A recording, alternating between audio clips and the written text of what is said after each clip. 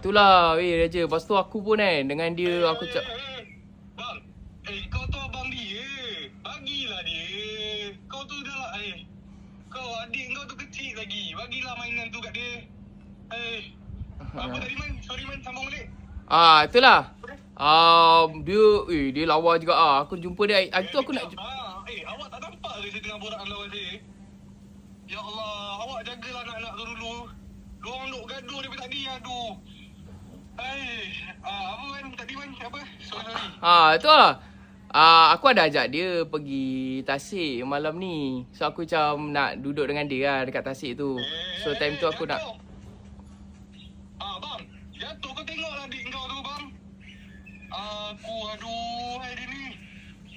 Inilah bila cuti sekolah macam ni lah perangai kau. Aku tak faham lah korang ni. Korang nak dengar cakap ke tak? Jangan sampai ayah turun kat kau ni. Apa tak dapat ni? Man, apa tadi Man? Sorry Man. Yalah, hari cuti Man, family sekali kan. Yelah.